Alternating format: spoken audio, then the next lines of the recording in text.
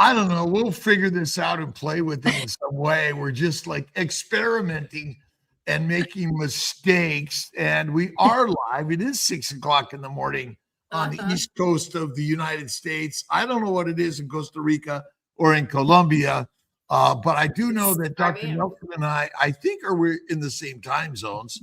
And welcome everyone to Kiltz Live in the Morning with Dr.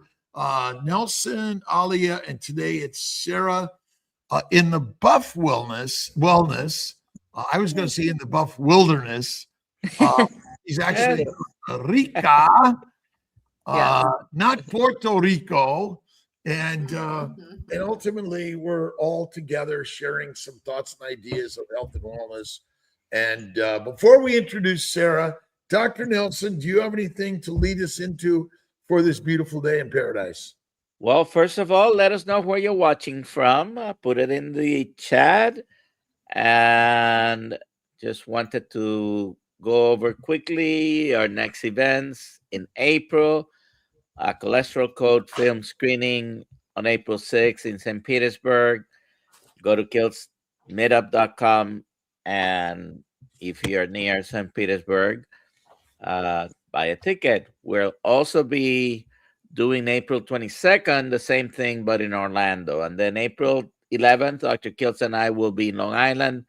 And April 12th, I'll be with Lois Lotito in another meetup. Alia, do you have any announcements? Just that we have a coaching available. Our coaches are ready to accept your call, and I put the link in the chat. You can find it in kiltz.com, kiltzhealth.com, and in the Kiltz Mighty Tribe. Also, the tribe is free for everyone, so please come. We have 3 calls a week that we do in the tribe. It's a community. It's a lot of fun, and it's where you can do the Kiltz Health certification course. And wait, being part of a Kiltz Mighty Tribe is free? Yeah. Oh, free. Yes. And we're working to make the coaching course certifiable. Now, technically, you don't need a certification to be a human being and teach people how to live a healthier way, but we've created this course and certification so you can join the tribe around the globe. Nominal investment. It's about $500 right now. It may be going up. We're talking about some affiliates and other things and kind of making it so you can teach people around the globe about health and wellness, like Sarah, who's in Costa Rica, and teach people about nutrition. So without ado, Dr. Nelson. Sarah, good morning. Good morning. What time zone are you in right now? What time is it? So I'm in Mexico City time zone, and at the moment it's 4 a.m. Usually it depends on the time of the year. Like it's either an hour difference from East Coast or 2 hours, depending because on you don't change time.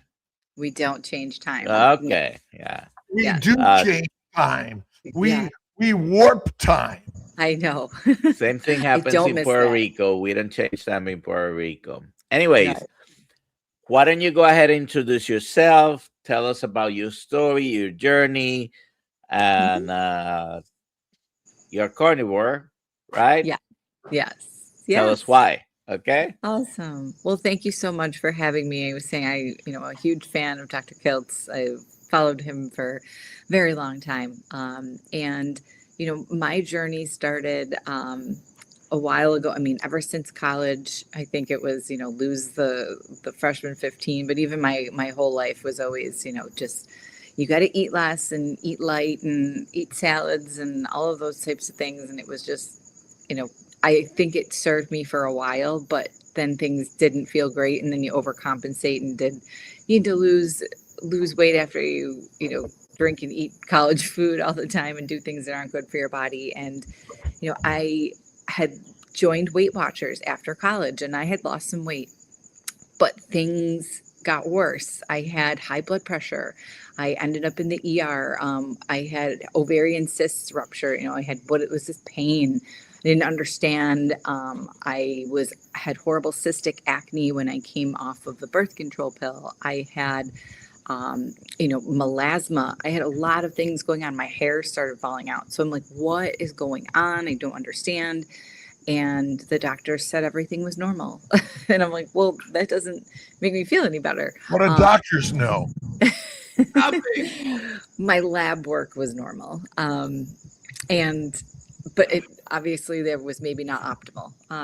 And I was just not sure what else to do, and started kind of my background. I worked in pharmaceutical medication and pharmaceutical sales. So I worked with diabetics and in cardiology. And it was understanding a lot of the same principles, eating a healthy diet and, your grains and your Are your you lean allowed meat. to say what company or what medication you were pushing? Yeah, I mean, I don't work for them anymore because I quit. I worked for multiple, but I had sold diabetic medications, everything from metformin, extended release metformin, to the DPP-4 inhibitors, to the SGLT2 inhibitors. I also sold one of the novel oral anticoagulants. And I then sold a medication for heart failure, which, people, when they are very sick, that there are medications that are life-saving, but you can, there's a lot of things you can do to be preventative. And that's kind of where I've done this full circle, switch of seeing what is possible when you change your diet alone. And after understanding, blood sugar and diabetes, because I was teaching doctors how these medications worked and how it lowered, your A1C and how it did this, but like, what did it actually do for this disease? And you stayed on a pill for the rest of your life. And that didn't sound good to me. So that's where I said, okay, there's got to be something else to this. And I started digging into the clinical trials and looking at, a lot more into diabetics and the food. And I started a keto approach, which was not exactly the way I should have done it starting out. And I wasn't eating enough protein, and I did have some issues losing hair. And that's when I found carnivore, it was like everything clicked. Everything just started, my gut improved, my sleep improved. All of my blood pressure was normal. I lost body fat because I was still really puffy. And even I, was overweight compared to what I should have been eating, what they told me I should eat. So it really just changed everything. And I'm like, I can't not tell everyone. And so I'm in cardiology offices eating my lunch of a burger with, avocado, or a burger with eggs. And I would bring bacon and eggs and sausage to the cath lab. And people were just like, what? And I would have to bring the fruit on the side and the coffee and the juice or the bagels for the people that are like, I need to eat healthy. But I had a lot of conversations with a lot of cardiologists, all wanting to know my blood work, and I would show them because they thought it was insane. My triglycerides were so low. They were like 13 at the time. And the one doctor just could not understand, what I'm eating versus what my numbers looked like.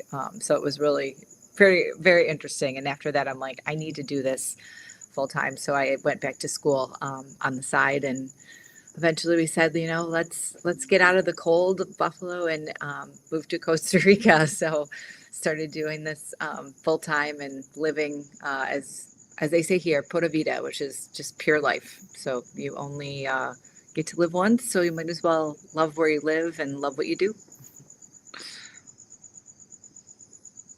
If you have any questions for Sarah, please put them in the chat. Dr. Kiltz. Yes, Dr. Nelson. Any questions? Well, let's see. So, Sarah, you said you grew up in Buffalo area. Is that right? Mm-hmm. Upstate New York. Yes. What is your, where did you sort of move off of the standard approach? I mean, and maybe a little bit, what do you think now of your life as a pharmaceutical representative, teaching doctors about how things work? What did it make you think and realize about the system? Oh, it's it's completely backwards. It was so hard to once you see it, you can't unsee it. There's so much that can be done, even not just preventatively where you're eating differently, but even when things go wrong. If you can change your diet, it can reverse so many of these things. So why is the first approach always it's not what are you eating? Because they don't know anything about nutrition. First of all, there's very, very little training, even, so when your doctor says, hey, you should lose weight, they oftentimes need to take their own advice. And even a lot of the cardiologists are plant-based. Not all of them, but several. There were a few more keto people that were starting to kind of understand things differently, but it's really, really backwards, all of it. And then the system just keeps you sucked in, and you don't, that's sick care. So healthcare, should be for the traumatic things, or the, you get in a car accident. Like, medicine can help, but there's so much you can do by yourself with using food as medicine. Do we make it complicated? And is there really a simpler story to all of this? I think so. I mean, some of it's complicated, but also, yes, the body is complex. There's a lot of systems, there's a lot going on. And I think doctors are very smart people. Almost, most of them have really good intentions. But when they are trained by the pharmaceutical industry, that's a conflict of interest that most people don't understand. And, I brought people lunch and breakfast and coffee every single day, all day. Not that like persuades anybody, but I'm teaching them, they're teaching me. So I have this medical knowledge and background, and then the studies of how my drug is the solution to their patients' problems. And it is, a lot of people don't understand, how influenced their doctors are, because even the medical school and the, all of that is paid for by pharma and written by pharma.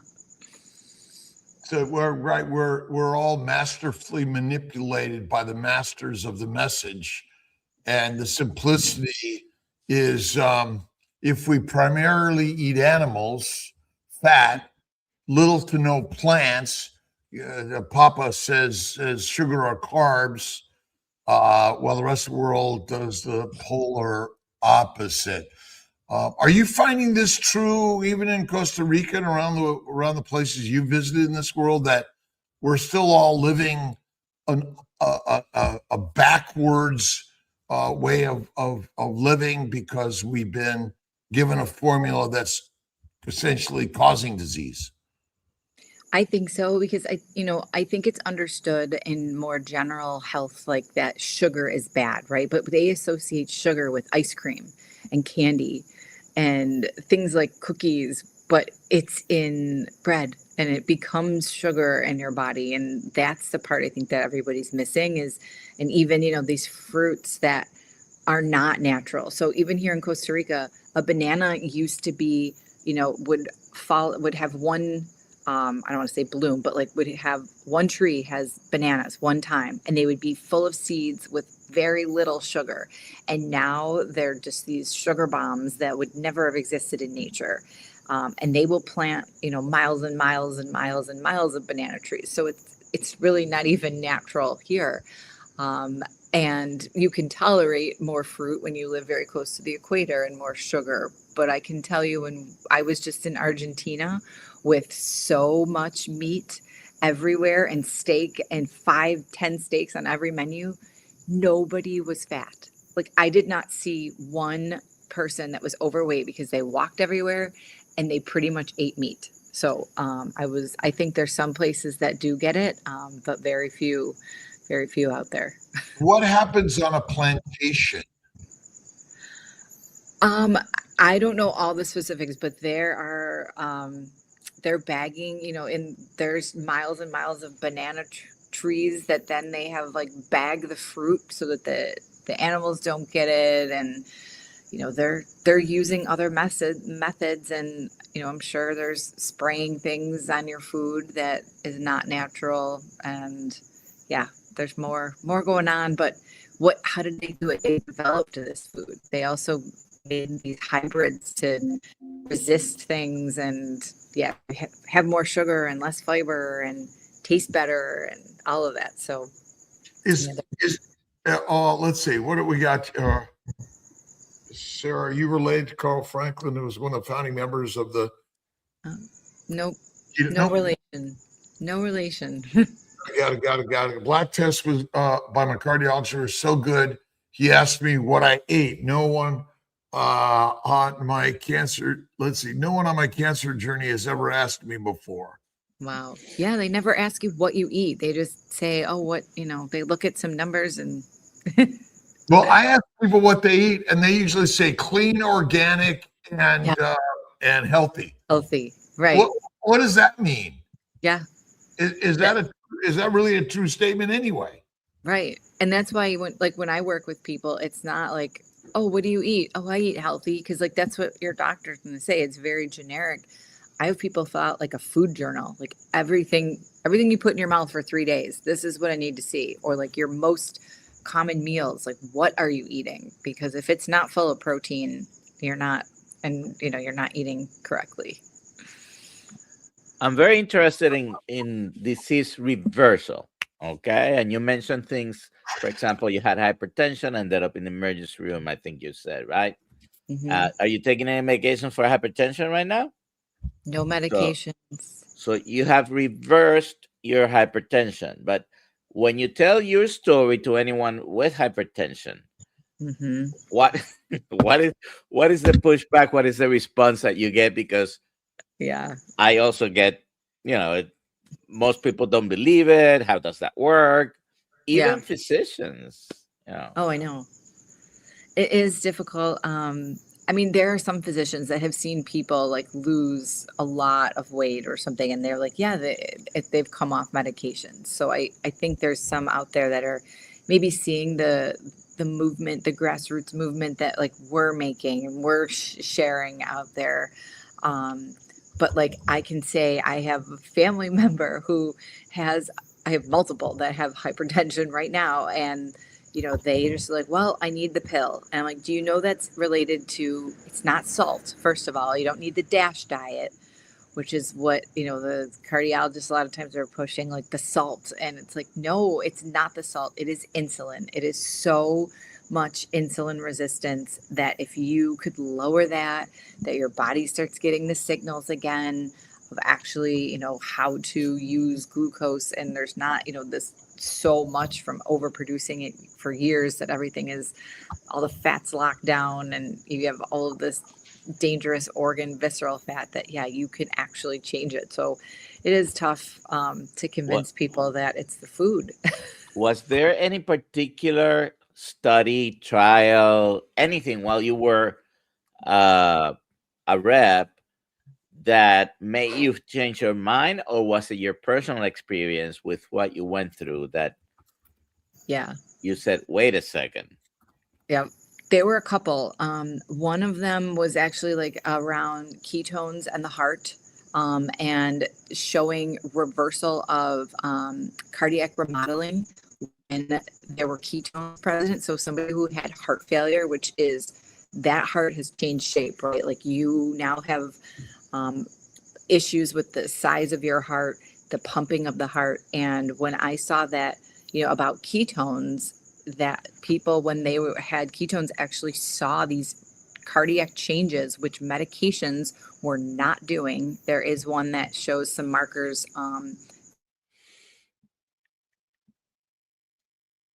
So that made me start saying, ketones, like what? I need to know more about this. And that's when I started experimenting. There was also trials looking at type 1 diabetic patients, that because type 1 and type 2 are different. And type 2 is, like too much insulin, essentially until they have none. And then type 1 is just, they don't make it. So it was kind of understanding that maybe that was the missing piece, and how they needed more insulin to to cover carbohydrates and food. And it's like, well, if you needed more, and this is what lowers glucose, like all of those things together just started making me question how it all worked. So that's when I started experimenting and testing my own glucose, ketones, what changed it, what didn't, asking the doctors, about their patients and what they're seeing. But because a lot of people really didn't track that. They would get their A1C every 3 months and it's either good or bad, and then they adjust their pill. They were not tracking day to day.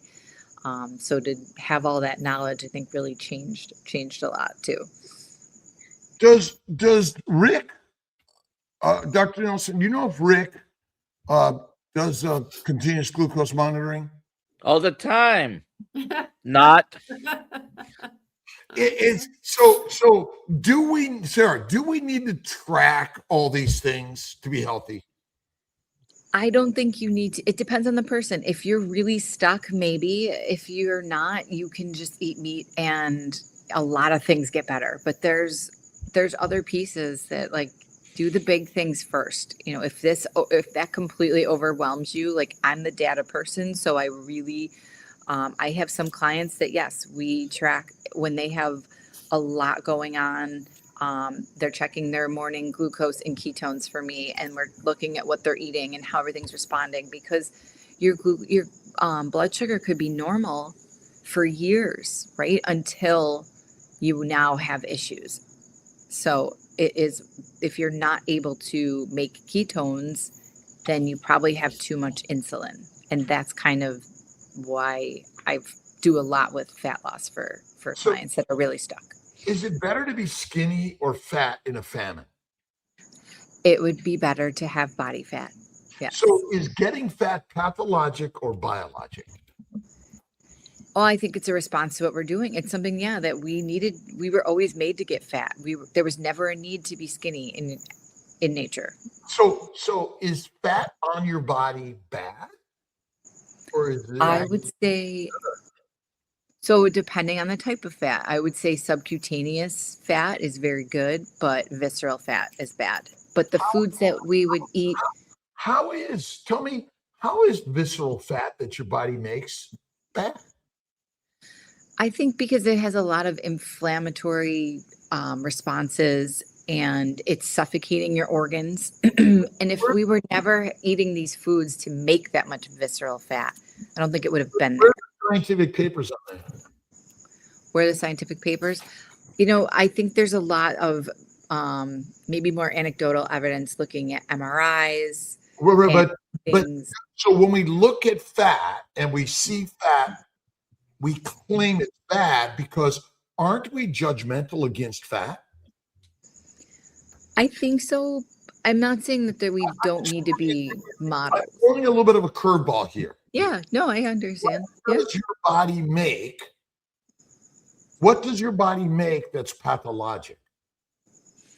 Yeah, I guess in that same response, so if your body makes cancer, is cancer good? So but is your body making cancer response to something that got into your body that caused cancer?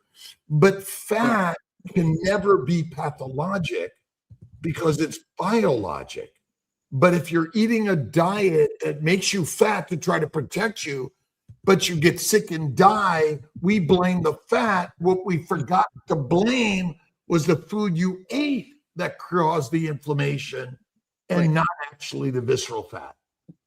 Yeah, so I think that there's certain types of food that will cause the visceral fat, right? So if we ate the right food from the get-go, then it would have been very hard to get fat. Like if we were eating, there wasn't much fruit, right? There was limited fruit out there. There was limited sugar, that it would have been very hard to actually be that fat in the first place. So that's why we never needed to lose it. We always needed to gain it. But if we were meeting, like you said, eating these manufactured foods, these hyper palatable foods. But what if, I guess I'm just throwing a question because you have a lot of nutritional knowledge. Is it possible we in the keto carnivore world are still fat phobic? Oh yeah, meaning like body fat or dietary fat? So any fat. No, And- no. Body fat and dietary fat, we're fat phobic. Yes, but I guess it depends. Well, how can something your body make, and we'll go on to other things, but I still want us to begin to realize that your body makes fat in the viscera to get you fat for hibernation, migration, gestation, and more. And we are just feeding the body as if hibernation is always about to happen, but it never does. Right. Could Right. that- And nobody's fasting, could that be right? the answer? Yeah. So I think, but like you said, like we are a little bit fat phobic, but there's no off switch. Like if it were nature, we would have been fasting, right? We would have had that time where it was using that. But were we fasting because we wanted to, or nature put us in that environment? Nature put us in that environment, but also there are people that eat just because it's time to eat, not because they're hungry, because Well, it's a but sport, that's it's the entertainment. That's the environment we're placed in because we're put on a plantation instead of in the ancient forest to hunt on our own. We're fed as we're, remember, the plantation contains slaves, soldiers, peasants, and we all become the prisoners. I think that's what you're talking about more than anything. Mm-hmm. And you're teaching all of us how to break free. What does George have to say, Alia? He says, ancestrally, we needed to be fat in autumn so that we could survive the winter. The problem is now that we have bad nutrition all year round. My father remembers when food was seasonal. So we're in perpetual fall. Yeah. So my claim is there's nothing wrong with visceral fat. It's simply preparing you for the most important thing: migration, hibernation, gestation, and winter. And that's it. And nobody's hunting, right? Like if they're that overweight, they're never moving. They're just opening the fridge. They're not. Do you do any fasting, Sarah? You mentioned fasting. I do. Yes. I mean, regularly, time restricted eating, or do you do any prolonged fasting? I do both. I will usually eat twice a day for the most part. I mean, there's times where it's maybe I rarely have a snack or anything like that, but I can eat a lot though. I mean, I can eat 1.5 pounds to 2 pounds of meat in a sitting. So what I do may not be what someone else could do if they're not able to eat that much, but I eat a lot and I do fast. At least like once a week, I'll do 24 hours or actually right today after I did some vacation, I was like, you know what, I'm doing 48. So I'm about, 42-ish hours into that right now. But I feel great after that because it's just a nice reset and the benefits of autophagy. And, I do feel, I do a little bit more fasting in the like winter, even the rainy season, which is our winter here, but right now it's summer. But I was like, I can feel when I just felt a little, I don't want to say puffy, but like, yeah, I could use it. So I do and use fasting as well, but feasting as well. So it's not the lack of, I'm never underfueled. We have a bunch of questions. Let's take a couple of those. Sure. Lions Stand of War podcast. Sarah, I sincerely appreciate how you are standing up against the system, especially in your position. Was there ever a time that you had to doubt before going against the grain, facing this giant? The giant. Yeah. I mean, it was tough. I had ethical dilemmas for a couple of years. And it was just like, okay, I'm telling them about this medication. I would always talk about diet as well, because a lot of these doctors saw my transformation. Like I had lost, I think it was like 40 pounds. So when I walked in, every single person, every nurse, what are you doing? They didn't want to talk about the medication. They wanted to say, what are you doing? Because you look like this now. And that got me to kind of talk about both. And then, while I was going back to school and like preparing for a different job, I was like, I'm getting there because ethically, I felt like I couldn't do this anymore, especially the last company I worked for. The medication that then they started to promote was for cholesterol and an injectable cholesterol. And I was like, this is it. Like, no, your body needs cholesterol. And that was very freeing when I quit. Okay, so is high cholesterol dangerous for us? In my opinion, I think cholesterol is very natural and something your body needs. So how is fat harmful for us any place on our body? If it's out of balance, when there's chronic disease going on and metabolic dysfunction, then that I think is out of balance. So it's not the fat. What do you mean? I do think it is the visceral fat that is dangerous, but the subcutaneous good fat. How can visceral fat made by the body be harmful? I think the body can make things. No, you don't think so? You don't think visceral fat? High cholesterol, remember, high cholesterol is harmful. Oh, We yeah. know that. How is visceral fat made by the body harmful? I think because it's uncontrolled and higher than it normally ever would have been. Cholesterol, same problem. But eating high cholesterol, if you're eating the foods that you should be eating, your body is making that in the response to the correct foods. Because high cholesterol, when you're on a high carb diet, may be different. Same problem. You eat a lot of plants, which are high in sugars. The liver makes fat, VLDL, constantly, nonstop, 365 days a year, 24/7. Right. Insulin is always converting amino acids and sugars in the liver. And where does it store it? Liver first, viscera second, subcutaneous third. That's natural function of the human body. So if we understand the Ferrari, it's fueling itself for the thing for millions of years it must have done. A bear cannot survive a winter unless it gains 1,000 pounds. Do you think it puts it all in subcutaneous fat? No, but I think they have everywhere. The system. Right, but they have the system in place that they build that and then they lose that. Too. And we don't use it. Right. And we don't use it. Yeah. Again, this is the paradigm shift for us nutrition carnivore ketovores. The body doesn't make anything harmful for you.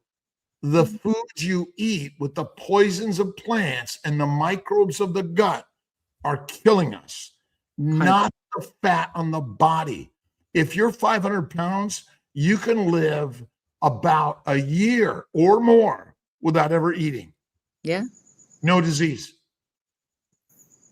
So what I'm trying to do is to get us to think differently about even the keto carnivore approach, which still blames fat and blames people for being fat as the cause of their disease when it's not. It's the food. Right.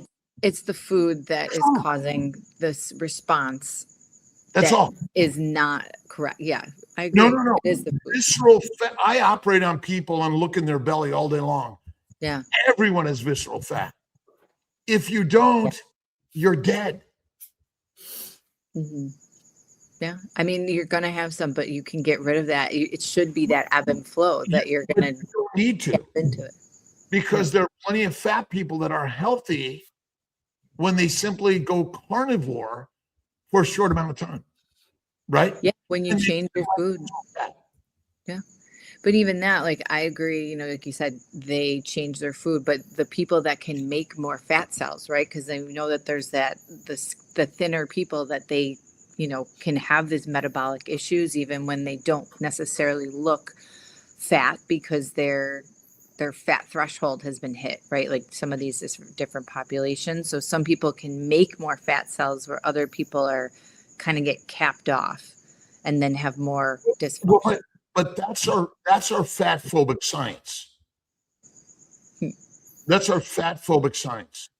That's our problem in the keto carnivore world.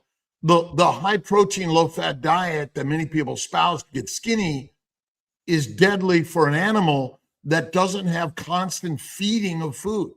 Remember, we're in a world of constant feeding. Yeah. So that's our only single problem. Even carnivores can be sick. Oh, 100%. I get a lot of sick carnivores. A lot of the people that I work with specifically are the ones that, okay, I changed my diet, but I still have these things going on. And that's when we go into different modalities. But why? What's the simplicity of that one? Why are the carnivores sick?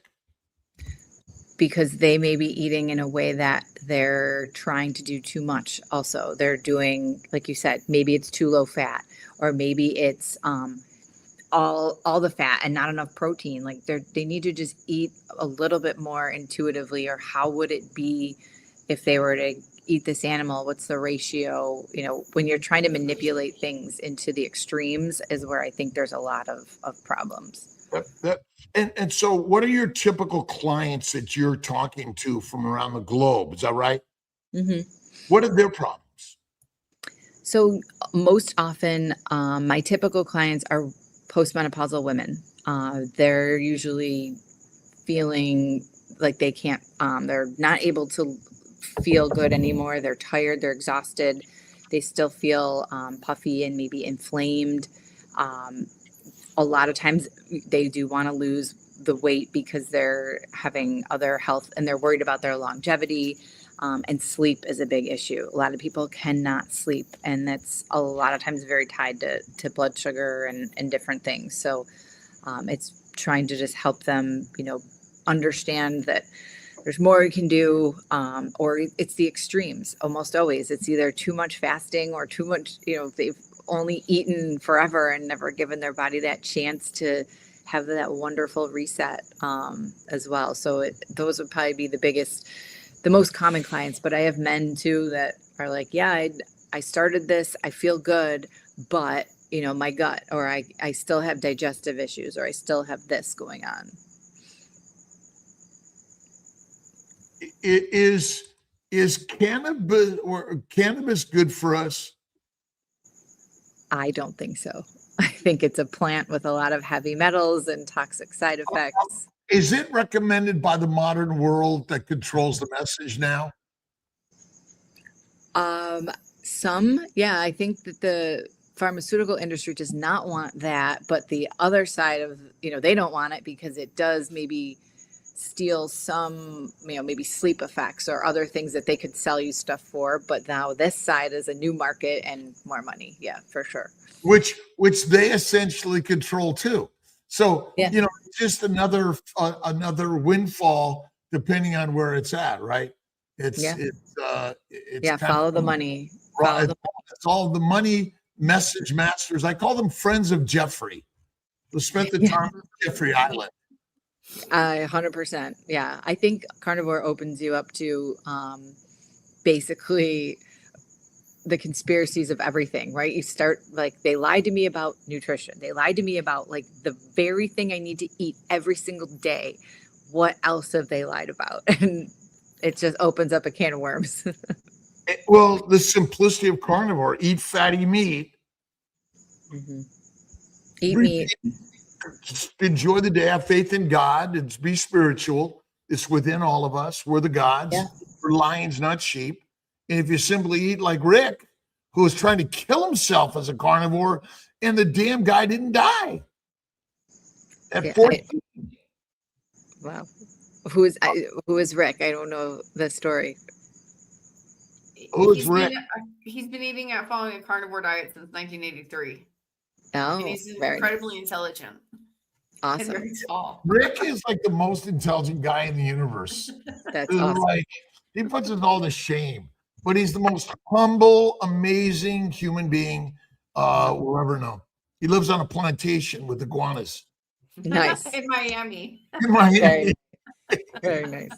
I love it. I mean, I always say, like, when people say, like, would you go back, like, the things I would not regret, but what I would change, I would love to be like eating this earlier. Like, what would, you know, the trajectory be? And some of these people that like have the babies that of your clients, like, that are starting eating all of these perfect foods, and they're just going to be able to be superhuman compared to, you know, what we were exposed to if you if you start coming out eating meat and all that. And I think it's so good. I just want to know, maybe if Mitch is here or Naslo, about Mitch is here. is a cigar harmful for us? I mean, Peter may have the answer too. If you smoke a cigar from time to time, is it harmful for us? Is eating vegetables worse? I don't think either of them are good, but yeah, I think if you can live your life the majority of the time in a way that you're doing the best things you can do for your body.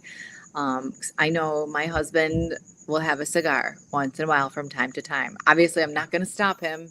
He's his own person. He can do whatever he wants. He'll also eat a plant every once in a while, or like he tried empanadas in Argentina. Like I didn't. I'm not that person. I know how it makes me feel. I'm easy to pass, but I think people can, there's no carnivore police that show up if you did something. I did have wine in Argentina and it was delightful, and it was, made, and it was super dry. Normally I couldn't drink wine anymore. I used to drink more. And even when I went carnivore, not only did I not want it, but everything tastes super sweet. And I had an amazing glass of very dry wine with no additives, because they don't add that stuff to their, they don't add crazy things to their food in a lot of countries that they do in the US. So the carnivore police did not show up when I had a beautiful glass of very dry red wine. Right. So the whole point a little bit is a high protein diet good for us, by the way? So I guess it would be subjective, because carnivore, I think, is high protein compared to the standard American diet. So yes. Does a carnivore diet have sugars in it? It doesn't have sugar, but meat will become glucose in the absence of, carbohydrates. So it's not sugar, but it can be. Well, glycocalyx is the sugar layer on every membrane of every organism created by sunlight. Mm-hmm. Sugars are in meat and in plants. They're just different sugars. Yep. I just think we should call it plants or animals. And eating lean animals is not as healthy as eating fatty animals. But plants and animals contain sugars, just different sugar, the glycans. Mm-hmm. That was a science that we're not taught. And we're going to talk about post-translational modification coming up very soon, another thing that we're not talking about. So what about exercise? How important is, I know I see you talking a little bit about lifting weights and motion and all that stuff. Is that really important? I think it's very important. The things that I think are important are eating meat, moving your body, lifting heavy things, resting, sleeping, and sunshine. And I moved to a place where I needed sunshine, because, that's the other big lie too, right? Is the sun is so good for your gut and your skin. And everybody asks me all the time, like, and I live in the tropics, and you're so tan. How are you so tan? I'm like, we live at the equator. Like, how are you not? And I don't understand that, but they will burn because of all, like you said, the sugar that's in their body, the excess, or, I can tolerate more sun. Not that I'm outside all day in the 95 degrees, but I get sunshine every day because it's a priority for me. If you had to migrate from Costa Rica to Los Angeles walking, and there's no food, what's the fuel for the body? Fat and sun and yeah. I mean, it's fat, right? Fat is the fuel always, and that's the craziness. Yeah. Did you get the question about what do you eat in a day? Did that? Oh yeah, I see that. I don't think so. No. I saw it come through. I eat, so I love red meat. I mean, red meat is the majority of my diet. Here, here in Costa Rica, almost all the cows are grass fed. So it is leaner than the US because they're eating their natural diet, but it's still got enough fat to taste good. So I eat a lot of ground beef and steaks. There's a guy that, the cows up the mountain, and the cows are on a mountain like this. They're not even on flat land like this. So they're leaner, but they still have enough fat to taste good. And I do eat seafood because it's the ocean. I can hear it from here, right? I'm very close to the ocean. So I love different fish that they have. Shrimp is super good. But to me, it's always got to be with my meat because or eggs, like I will usually have a little bit as a side of that, because if I just ate seafood, a lot of times I'm going to be hungry too quickly. So, but I eat a lot of sardines, a lot of eggs, and mostly the majority of my diet is ground beef. So once in a while have a chicken, but it's rare. I usually will, take a picture of it because I'm like, look, I ate chicken today because it's how much visceral fat is in a cow? What's that? How much visceral fat is in a cow? I think it depends on what they were eating too, because if you look at the grain fed, there's more marbling, right? And then when you look at the grass fed, the fat's on the outside. It's like that. So is eating visceral fat from a cow poisonous? I wouldn't say maybe poisonous, but maybe that cow was not as healthy. But all cows, all of us have visceral fat. Mm-hmm. Is it poisonous? I don't know if I would say it's poisonous. You're going to survive on it. However, that cow was not eating a natural diet when they have more visceral fat. Every cow, every human has an omentum. And the GI tract stores fat. Mm-hmm. Visceral fat. Mm-hmm. Is it poisonous? I don't think it's poisonous. It's not. That's the answer. It's just in humans we see a lot of it because they're eating a diet that is nonstop making visceral fat. So the fat's not the poison. It's the diet's the poison. Yeah, so you're just keep going back to the root cause of what is actually the problem. Point, I'm just trying to get back to, if you're a cow being fed a lot of food, even if it's just ground up grass, you're going to get fat. Mm-hmm. Yeah, you're going to get fat. But the cows here, if you look at the cows here, they do not look fat because they're eating their natural diet. But they're just because the production, there are no mass productions of the food like we do, but they do it in other countries of the world too. I think we're just domesticated animals. We are. Oh, for sure. I think that's what you're saying. Like if we were just like you're on the plantation essentially, but you're on a natural plantation in a sense and eating the nature's food in a way that isn't force feeding you. Yeah.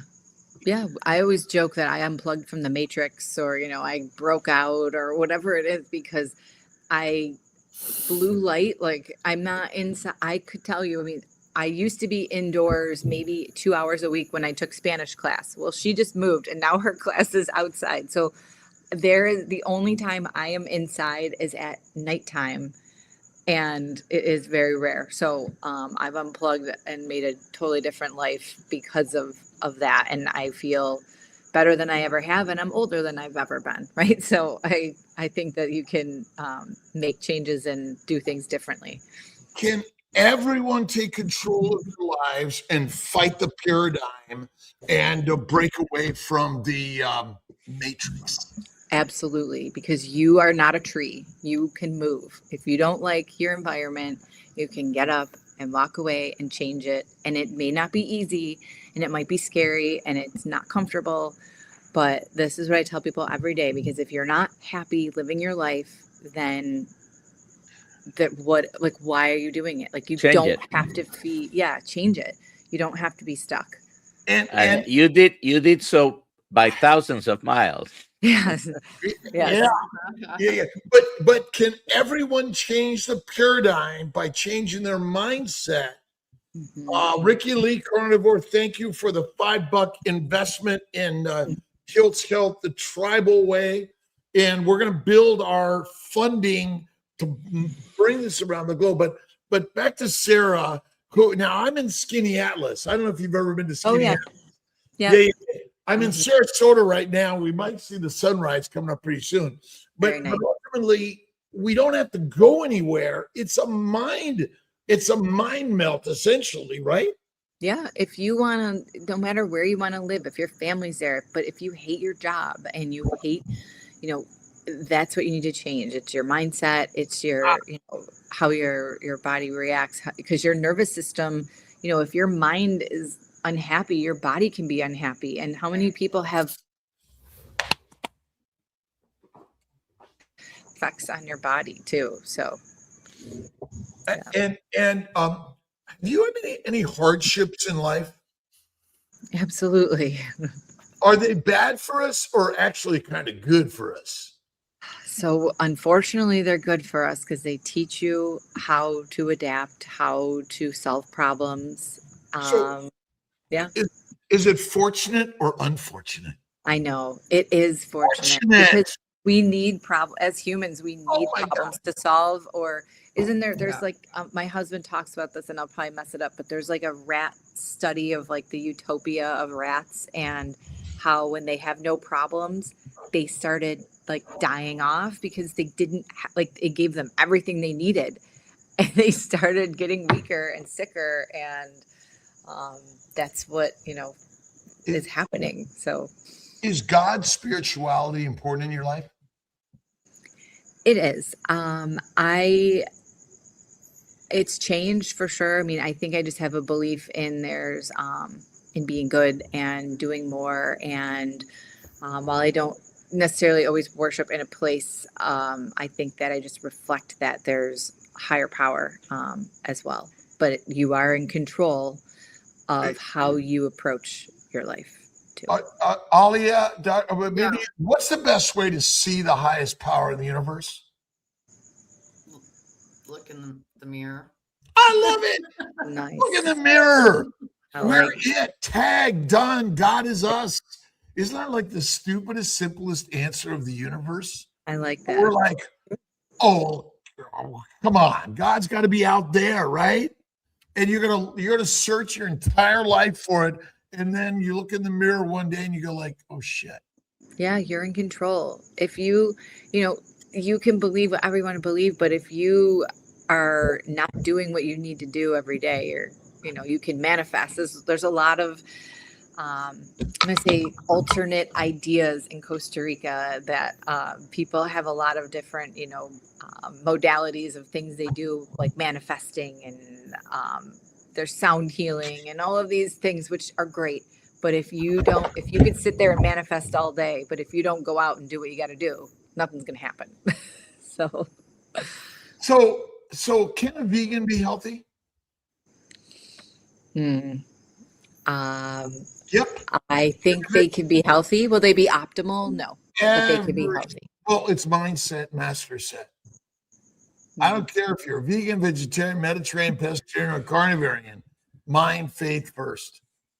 Now, add some fat, eat less frequently. Oh my God. And then how do you love the work you hate? What's that? How do you love the work you hate? Oh, well, you'd have to change your mindset. I just got to think more like Dr. Nelson and Nelly, and I'll be better. I will say my husband, he always says, like, go through the suck. Like, he had to paint the roof and it was super hot. And he's like, it's just going to suck, but I'm going to do it. And I'm going to listen to this music while I do it. And there we go. And like, he's very good at being like, I'm going to think differently about this. So I misplaced my cross and lion emblem. I couldn't find it. And then my then Tia Tia said, okay, she went and ordered a new one for me. And literally that same day, when she was taking stuff out of the washer, it showed up. Oh, how It's been nice. gone for like a month or more. And I said, mindset, master set, visualization, and it just like bingo showed up. That's amazing. She got me a sword to go with my lion emblem. Nice. And are we lions or sheep? I know I'm guessing on this panel we're lions, but there are some people out there that are sheep. We're all lions, but they think and eat and live like sheep. That's where Christ comes in, because he's the dude that says, hey guys, come on. All you need to do is change your mindset and you will be the master of the universe. And that's why we're all here, right? Yeah. Is coaching important for all of us? Coaching. I think sharing ideas and talking and knowledge and expertise. I mean, all of that, and even stories are how people learned, right? It's the message, it's the morals, it's everything. So you have to share your experience. You have to listen to others that, as well. And, that will frame everything for you. Where can people find you, Sarah? So I'm in the Buff Wellness on Instagram and inthebuffwellness.com. And yeah, that's where they can find me, and I'll be happy to answer any questions. And so your Instagram, and then in the buffwellness.com, which is your website. Yes, thank you for sharing. And you also have a YouTube, same name, the Buff Wellness.